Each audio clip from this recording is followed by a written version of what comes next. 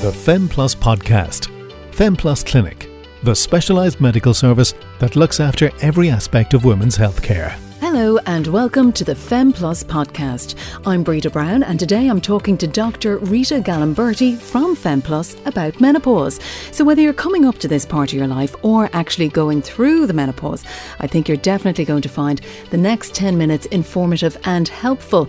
And in future episodes, we'll actually delve deeper into the different aspects of menopause treatment. Rita, your background is in obstetrics and gynecology and you are an assistant master in the Coombe Hospital in Dublin. Yes, that's exactly correct. So let's start at the beginning then about the menopause. What exactly is the menopause? Well, first of all, it's a physiological state. So this is a really important point because it means that it happens to all women. No woman would escape this condition. So it's not a disease. And what it means for us is that at some stage in your life, your ovaries will start working a bit less. And that's what we call perimenopause. And at some stage, they will stop working altogether. And what that does to us women is that we start lacking hormones that are normally produced by the ovaries. The ovaries produce a lot of things, our eggs to have babies, but they also produce hormones that have a lot of effects on our body. And the three main hormones that the ovaries will produce are estrogen, progesterone and testosterone. And when the ovary doesn't work anymore, the level of this hormone will decline gradually at the beginning and then it will drastically stop at some stage. And when does the perimenopause start? Well, that's a difficult question, and that's where women get quite confused because there isn't really a fixed age for this to happen. And for some women, it happens very quickly. So they start perimenopause and then the ovaries will stop working and menopause will happen very quickly. But for some women, this stage of perimenopause, which is it's a bit more of a malfunction. The way I explain it to patients usually, it's like a car that is starting not working perfectly. So there are some bits that work sometimes and some bits that don't work other times. So this particular stage for some women can last up to 10, 15 years. And that's where we are in difficulties as medical professionals because we can't always pinpoint exactly where a woman is in this particular journey. And what symptoms, though, should they be looking out for? The symptoms can be a lot because the hormones, those three hormones that I mentioned, have a lot of effects on all our body, pretty basically in every single bit of our body. So the list of symptoms is very, very long. But what I try to do with patients usually is to focus on the symptoms that are important because it's not very helpful to take a long list and see how many can you have. Do you have 5, 10, 15? So what I do say to patients is there are four main things that we use ourselves to make the diagnosis. So the classic one are the vasomotor symptoms, which are the hot flashes and night sweats. And every woman who has had one of those will know exactly what I'm talking about.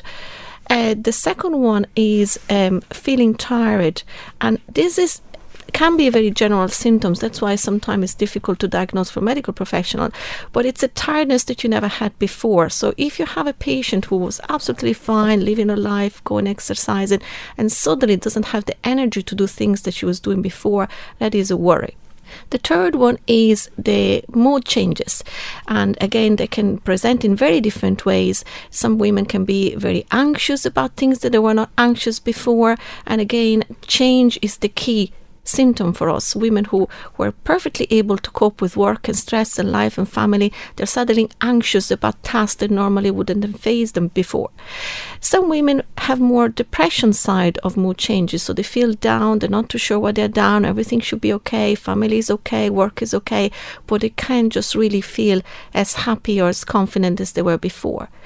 And the fourth one is the lack of sleep. Now, sometimes people don't sleep because they have the first symptoms, so they have the night sweats, they wake them up. Sometimes they don't sleep for no reason, and they find themselves awake at night.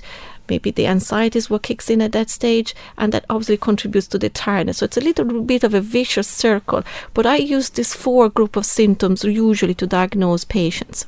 And that all sounds tough enough. So I suppose then at what point does somebody know that they're actually in menopause? The menopause is when the ovaries stop working altogether. So what happens at that stage in a woman's life is the periods will stop.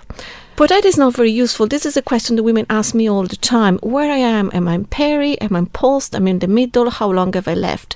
And this question is actually not very useful for us because it doesn't matter at what stage of the journey you are. What it matters to us is that you have symptoms that are bothering you. So whatever you're in perimenopause or postmenopause, it's not really important at all. So I do really ask patients not to focus on that and just to focus on the symptoms. If there are any of the things that I mentioned before and you have any of those and they're bothering you, well, then you can do something about it if you want. And wherever you're in the journey, it's totally irrelevant. Does everyone then experience the same symptoms, or are they different depending on the woman? No, they're very different because, as I said, we have a receptor in our part of the bodies, and some people have more of one symptom of the other, and some women have very little symptoms, and they sail through menopause quite easily. So there are some very lucky women. So I suppose we're trying to help the ones that have symptoms that do affect their quality of life. So if they do have symptoms, then what's the best way to go about managing them? They have to be open-minded to medical treatment, and that sometimes can be a bit difficult for me because not everybody wants to approach it as a medical treatment. So what we do explain to patients is, and obviously we're talking about HRT here, we're talking about hormone replacement therapy.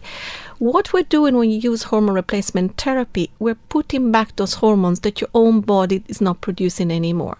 So I really would like patients to start thinking of this not as a medical treatment, not as a drug, but more about putting back in your body what you used to have, and that's why you were functioning perfectly before, and what you don't have now, and that's why you're not functioning anymore.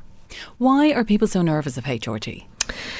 Well, there's a lot of bad press in the past, and I suppose it is something that we should talk about more in details, specifically about HRT. But the new evidence is not really like that anymore.